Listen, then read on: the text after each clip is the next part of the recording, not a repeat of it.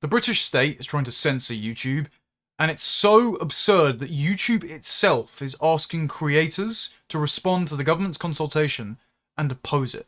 So I'll leave a link to the consultation down in the description, but as YouTube summarise, as a result of the Watch This Space, a new strategic direction for UK media proposals, they include mandatory changes to how content is discovered on YouTube, and this could direct audiences away from your channel. That's right, if you are a regular viewer of my channel, of which about 56% of you are, because that's the majority of people that watch, are my subscribers, you're going to find it a lot harder to actually find my content.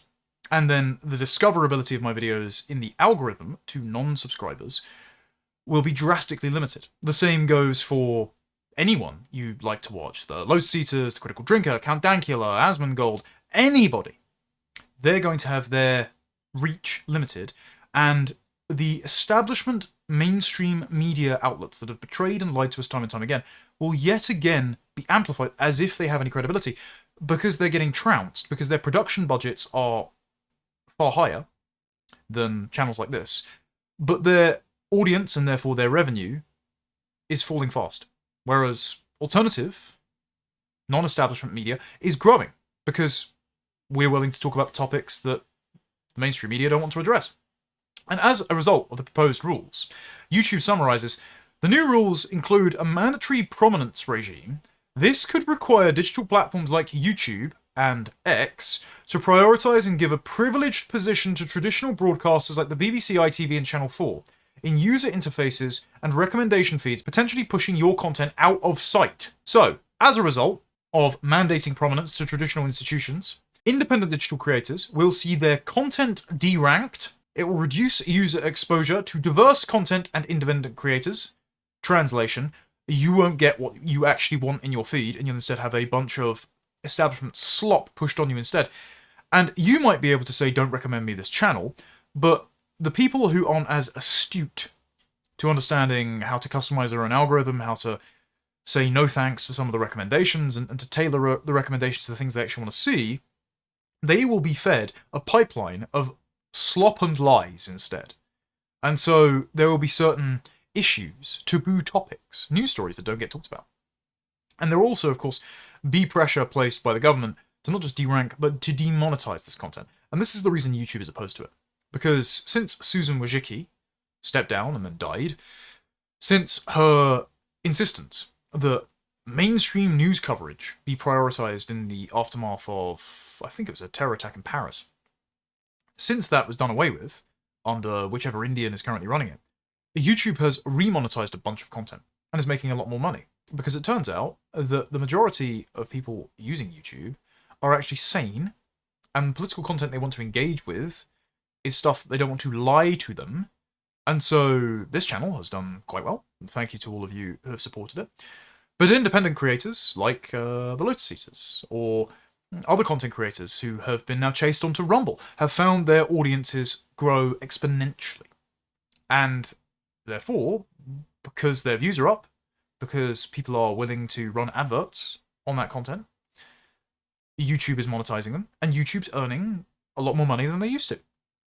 And so they're worried that this will hurt their bottom line. Whereas I'm worried that this will continue to muzzle patriots and destroy my country. And they also point out that there's a threat to reach and channel growth, and it undermines the creator-audience bond. Because they say the consultation repeatedly emphasizes trust in the context of legacy broadcasters, implying that digital-first voices are less credible, damaging the foundational trust that sustains the creator economy.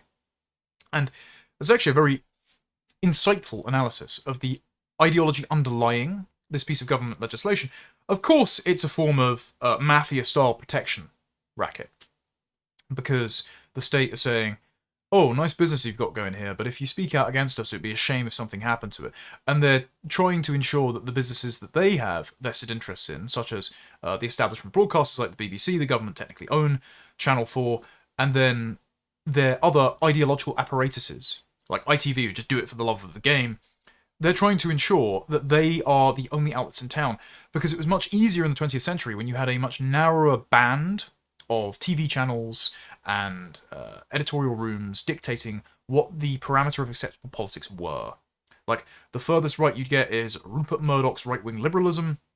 The furthest left you would get is The Guardian's multicultural socialism, and you wouldn't get the likes of Novara Media or the alt-left, and you certainly wouldn't get the identitarian anti-mass migration right, who were purged from YouTube between 2016 and 2022, and then since Trump won the election, Silicon Valley have taken off the restraining bolts for some, not all. I mean, like Stefan Molyneux's back on YouTube, for example. The Lotus Eaters is monetized. I haven't been hit with any strikes, God willing, yet.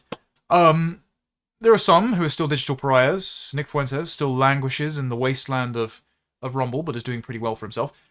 But things are a lot less burdensome. The yoke of censorship is a lot lighter. And the British government has noticed this, and they're suffering in their opinion polls, and the Labour government knows that the party is going to be annihilated at the next general election. And so ahead of that general election, they want to ban social media for under 16s, while also allowing 16-year-olds to vote. They want to censor social media. And Lucy Powell, who is the party's deputy leader at the moment, the same Lucy Powell who said that the grooming gangs were a little trumpet and a dog whistle, implying they were racist, told the Daily Mirror that she wants to ensure that the state broadcast regulator Ofcom's rules around elections, which prohibit terrestrial broadcaster and television stations and radio stations from discussing elections unless you're willing to sit there and name all the candidates for balance. She wants those rules to be applied to social media, meaning that you can't discuss an election as it's going on YouTube or Twitter. That's insane. That's banning members of the public from talking about an election during an election on social media. Social media is like a digital pub. So it's the equivalent of saying you can't discuss an election at your dinner table in case you prejudice the opinions of another voter. And this mindset is explained very well in Emily B. Finley's book, The Ideology of Democratism. And she goes through a brief history of philosophy on democratic and liberal thought.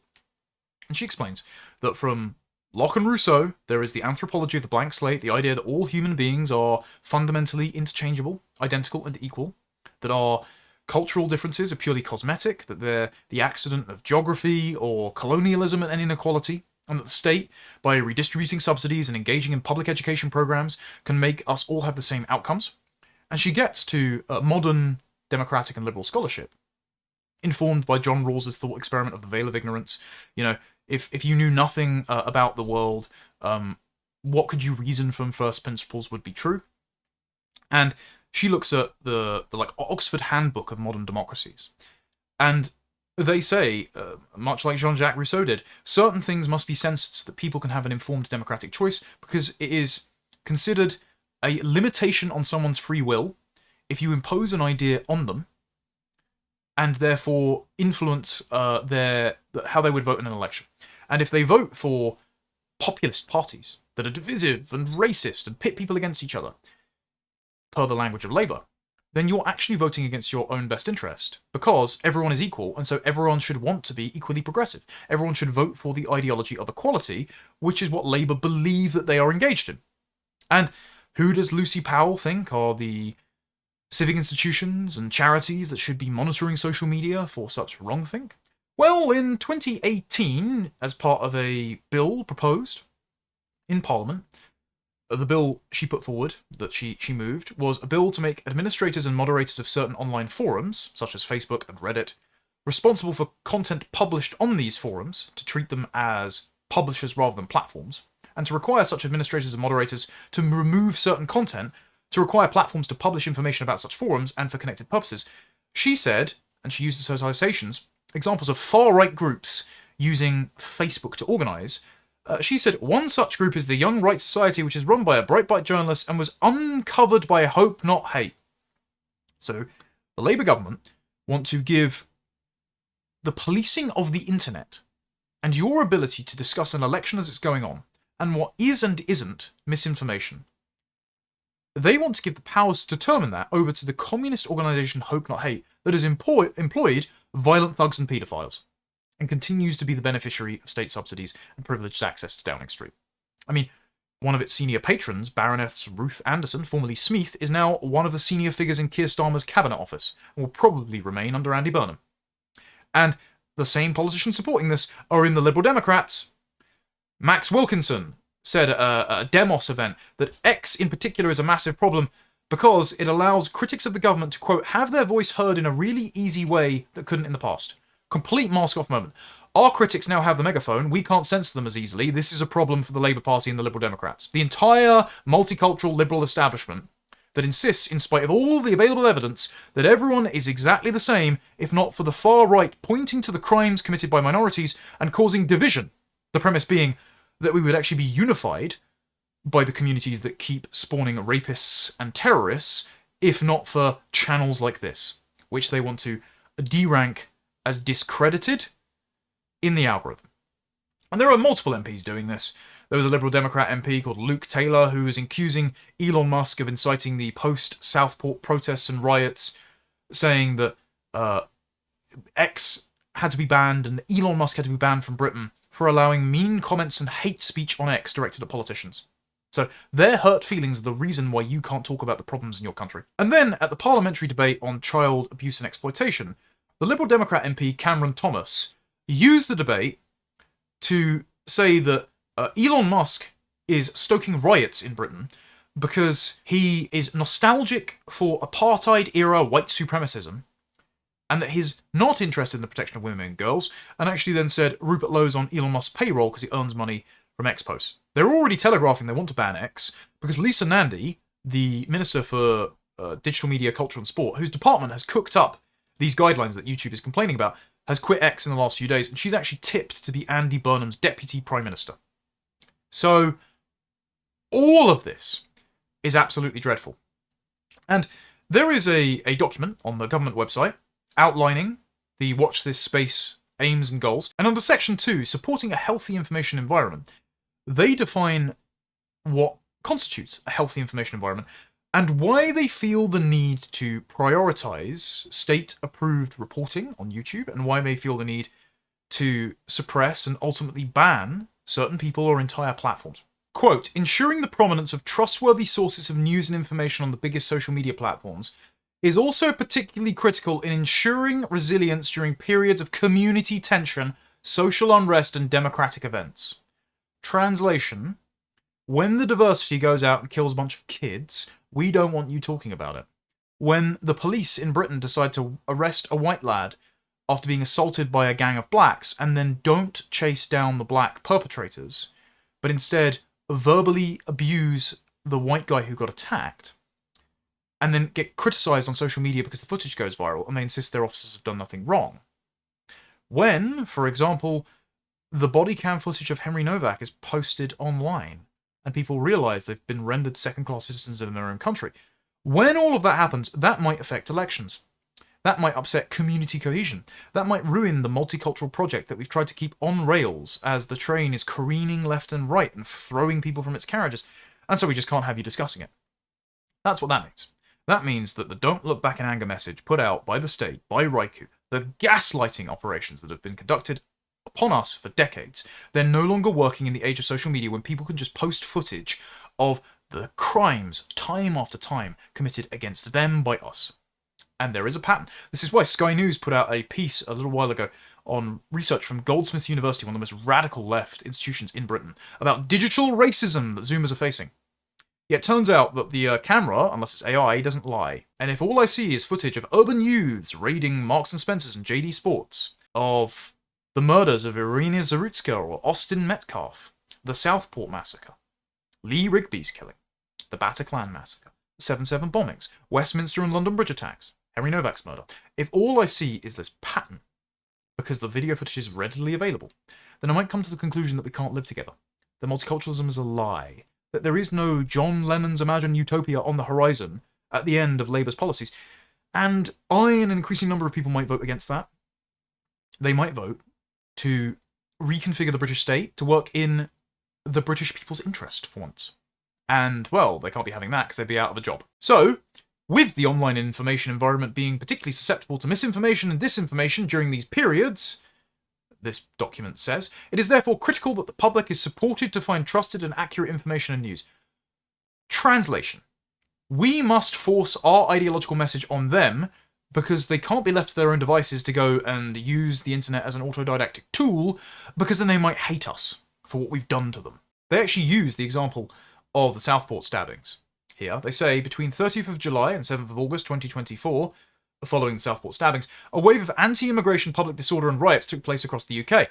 Conspicuous, they omit the Muslim militias that occupied roundabouts, slashed the tyres on a Sky News van, lacerated the liver of a pub goer, threatened to attack people because Hope Not Hate told them that Muslim women were getting acid attacked and that the far right were lurking around every corner. Weird that they don't mention the diversity when it does violence, isn't it? They could just stash their weapons in the mosque, as one community organiser told them. Ofcom noted the pivotal role of algorithmic recommendations in propagating and amplifying misleading and divisive narratives. Divisive, again, the premise being, we would be unified with the perpetrator demographics if it weren't for Facebook. These recommendations often push misleading content to large audiences at the expense of authoritative information, accelerating the spread of misinformation and disinformation in this instance, contributing directly to the escalation of real-world violence.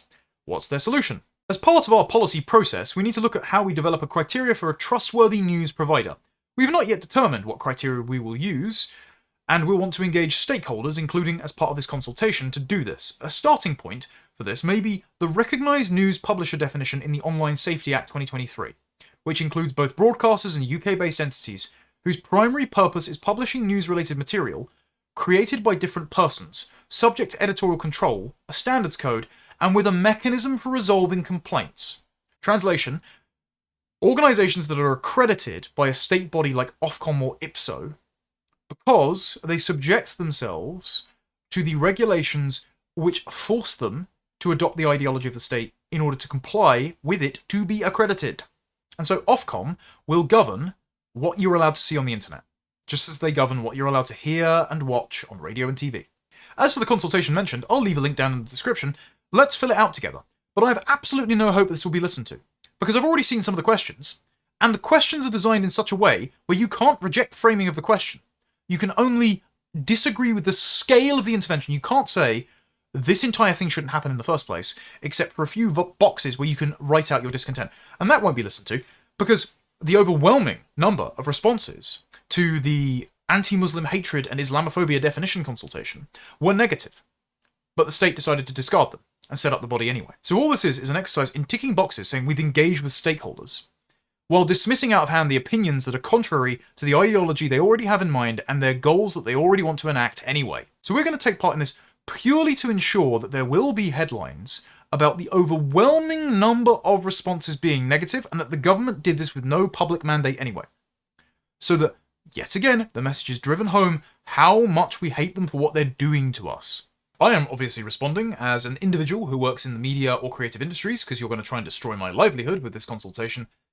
So once you've filled out the section of the questionnaire that goes over age, gender, ethnicity, and disability, and you've told the state that you have autism, you're asked, what are your overall views on the future of television and media in the UK?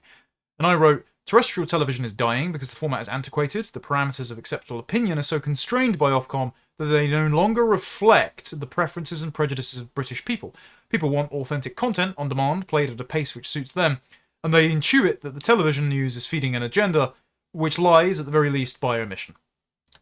I don't think they'll like that very much. Chapter 1 complains that the spending power of public service media providers, such as the BBC, is decreasing, which impacts their ability to commission new content. And they ask, what measures do you feel will be most effective for the government to take to overall address these challenges? I responded, none, because broadcasters should live and die on their own merits. The BBC, for instance, produces intolerable programming which insults the intelligence of British people, perpetually race-swapping historical figures like the Anglo-Saxons or characters like Doctor Who. It dedicates soap storylines and BBC News website coverage to the lives of drag queens and aggrieved minorities. It hires on the grounds of race, gender identity and genital preference rather than competence, and the number of paedophiles working there over the years hasn't exactly helped its reputation. If it's to survive as a state broadcaster, its employees should be replaced and its programming revised before it receives another penny of funding. How often do you encounter news you feel is untrustworthy when online, for example? Something you consider to be misinformation.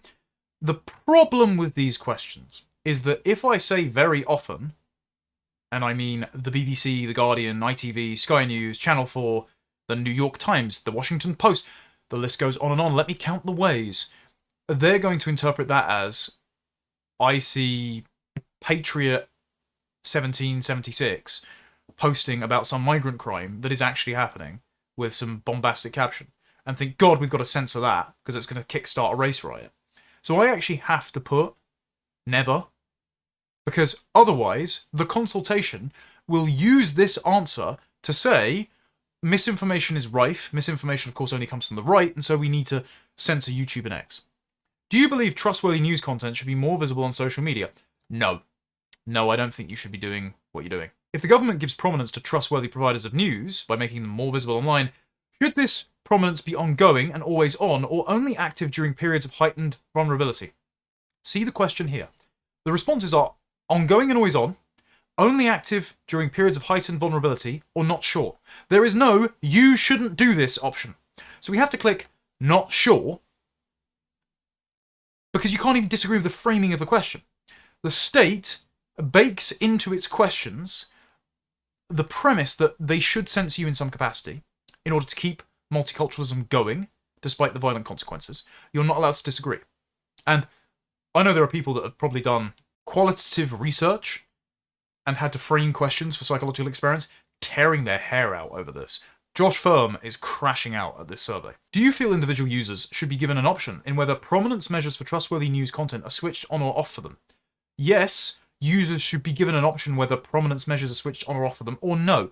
Obviously, yes, if you're going to do it. You shouldn't do it anyway, because the less digitally literate will not be able to turn it off, and so their feeds will be flooded by propagandistic slop, and their ability to seek out credible alternative sources of information will be inhibited. And so their reasonable concerns will not be given a voice, and they'll be trapped in an echo chamber the state has created for them, while their children are endangered, and they are unilaterally disarmed. They're walking through the world blissfully unaware of the next misfortune that might have been brought into our country that will befall them. How concerned, if at all, are you about the impact of misleading or unreliable information on society? Oh, I'm very concerned, just not in the way that you think. How concerned, if at all, are you about the impact of misleading or unreliable information on democracy? I'm going to have to say not at all concerned for both, because again, the framing of the question means that you're going to define me as the unreliable or misleading information purveyors. Public service media refers to organisations such as the BBC, ITV, Channel 4 and S4C. Which of the following statements most closely reflects your view on the role of public service media in helping people critically engage with news and other information they encounter online or offline? Public service media has a role in supporting critical engagement and is currently doing enough. Public service media has a role in supporting critical engagement and should do more. Public service media does not have a role in supporting critical engagement, and public service media is currently doing too much to support critical engagement and should do less. Does not have a role. I think they're doing too much and should do less, but the critical engagement that they have in mind is stopping you from reclaiming your country from a bunch of traitors that are importing millions of criminals and benefits layabouts into it. How important, if at all, do you think it's important to be able to judge the accuracy and reliability of information they encounter, for example, online or in the news? Again, I think it's very important, but this response will be distorted to say, well, people should be discerning and filter out the radicalizing videos from reality that turn them against the state's preferred form of multicultural liberal politics. So again, I'm going to have to say, not at all important. How valuable, if at all, do you believe collaboration between public service media, civil society organizations like charities and education groups, Hope Not Hate, and the media sector could be in supporting people to critically assess information? Not at all valuable, and everyone in Hope Not Hate should be in prison. It should be a prescribed organization. But there's no section to write that in on the consultation, so just putting it out there. Which of the following models, if any, do you consider most effective for further media sector collaboration in this area? A structured forum with agreed objectives and reporting, joint delivery of public-facing initiatives, informal coordination and sharing of learning, or no additional collaboration is needed. Stop interfering with our lives and my livelihood. Chapter 3 asks, to what extent do you agree or disagree with the government's assessment of the case for change relating to the future of digital terrestrial television? Strongly agree. Audiences should definitely adopt internet protocol television and similar technologies. Or, strongly disagree, audiences should definitely not adopt internet protocol television and similar technologies. I'm just going to put strongly disagree, not because I disagree with the ability to watch on-demand streaming content, but because the moment you transition it to on-demand streaming content, they're going to consider the live broadcasts of the likes of GB News to YouTube to be necessarily Ofcom regulated, which means that everything on YouTube will need to be Ofcom regulated, even if it isn't from a terrestrial broadcaster. So no, stop meddling. I summed it up as, I do not think independent content creators on YouTube should face a ratchet towards state regulation via Ofcom, because I think Ofcom is a censorious organisation which is unfit for purpose and should be abolished. When asked for my thoughts on the future of TV regulation, I just said stop regulating. Television now exists purely to wall off reality from viewers, constructing a fake world where multiculturalism is working, and there is no violence caused by imposing millions of foreign strangers onto our once peaceful country. It's getting people killed. How difficult is it to find culturally relevant content on platforms, including video sharing platforms like YouTube and TikTok, and streaming platforms like Netflix and Amazon Prime Video?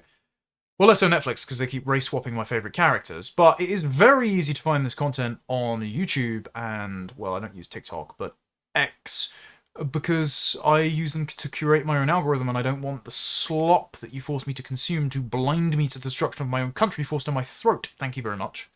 Prominence can be defined as giving certain content a privileged position. For example, ensuring a specific channel appears at the top of search results, or features on a recommendation feed within a user interface so it is particularly easy for audiences to find and watch.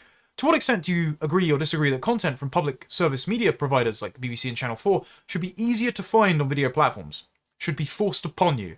Strongly disagree. I do not think it should be easier to find public service media content on these platforms. It's already easy enough, just nobody wants to watch it. So stop polluting my feed and stop ruining search tools by forcing this stuff on me because your ideological project is coming undone by the consequences it is manifesting by it being in power. Do you regularly create video content and upload it to video sharing platforms such as YouTube and TikTok? Yes, primarily for professional purposes or to generate income, but mainly because it's the only way to stop you from destroying my country without opposition. As a content creator who uploads to video sharing platforms, the government asks, are there any additional changes or features you would want video sharing platforms to offer? For example, to increase the visibility of your content, transparency of systems, or to make content more discoverable? I'd love to expand my audience. However, I don't think that the government's proposed changes would do that. I think it would ruin my livelihood. So I said I would love it if these platforms stopped censoring or shadow banning content of their own volition. So the last thing we need is the government forcing them to do more of it. This will ruin the livelihoods of many independent creators, which is ultimately the goal of the legislation, because too many people are getting popular by saying things that the state doesn't like. Thinking about the video sharing platforms you upload and share content on, do you have sufficient awareness of how content is shown to viewers through the algorithms? I'm going to put not sure. Only because, no, the algorithms are quite opaque and they're a pain in the arse to deal with. I mean, my analytics have dropped off a cliff in the last couple of weeks and I'm not sure why. So, you know, any support you can throw my way or even just following me on Substack to ensure that you can get my stuff directly would be appreciated. But I still don't want the government meddling in the algorithms, because all they're going to do is destroy the ability for you to find my content and any content like it because I'm critical of them. They've got a list of things about what I appreciate about public service media, the BBC, Channel 4 and ITV. I'm not even going to bother reading it. I'm just going to click none of the above. Oh, look, one of them is diverse programming that features people like me and people from different backgrounds. No, you can't get a white guy in a position of prominence, or at least a heterosexual white guy. And then national cohesion, the broadcasting of events that bring the nation together for a shared viewing experience. Because of course, the football is the only time you're allowed to have any national pride, and that's because the team is predominantly no longer comprised of British people. Of course, silly me, I can't wait to cheer on a team full of Africans. To what extent do you agree or disagree with the suggestion that the public service media system needs to be reformed away from the current model that uses broadcast licenses? Strongly agree. Even though I think the BBC should exist, it should just be completely restaffed from the ground up. I still think that the licence fee should not exist. I still think it's absurd that you threaten pensioners with prison sentences if they don't pay their licence fee. By the way, because I don't watch broadcast television or live sports, I don't pay a licence fee. I don't want to give them any money. I wrote under the section requesting supporting evidence because the BBC is a subversive institution funded by threatening to throw pensioners in prison if they don't pay their licence fee. It's essentially a television tax, and an increasing number of people refuse to pay it on principle. Hundreds of thousands cancel their licence fee every year. It is losing revenue because its programming is hostile to British people and its punitive funding model irritates people. To what extent do you agree or disagree that each of the following should be considered by government as principles of the public service media ecosystem? Universality, strongly disagree, it shouldn't be everywhere. Public service media content, strongly disagree, because people should be allowed to seek out whichever content they find most credible and interesting. Systemic sustainability, sounds woke, strongly disagree. A sustainable public service media compact. Again, it's only unsustainable if they keep making content nobody wants to watch. And so I don't care about their sustainability if that involves more taxpayer subsidies so they can propagandise me. Strongly disagree. Finally, it says there's a duty on public authorities to consider how their policies or decisions affect people with protected characteristics under the Equality Act 2010. Do you have any evidence of the equalities impacts of any proposals set out in this consultation? I said yes, the fact that broadcasters gleefully discriminate against males, Christians, and the white native population of Britain, while revising their history to suggest it was simultaneously a litany of atrocities against non-white minorities, and that those same minorities built Britain and have been here from the start. All of these things are malignant lies, underpinned by seething ethnic grievances, and a misanthropic desire to strip all the love out of relationships. The Equality Act should be repealed, and so should this strategy if it is implemented. Well, that was my response to the consultation. You should go and respond to it too. It's pretty quick. You just tick a few boxes, click a few arrows, and register your discontent.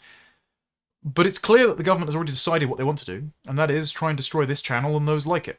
So all I can hope is the next government, which will have a much harder time winning an election when its supporters are silenced and suppressed, especially if they do not engage with them. I can only hope that they promise to repeal the legislation which enables this consultation and this strategy, and to fire every civil servant who thought it was a good idea in the first place.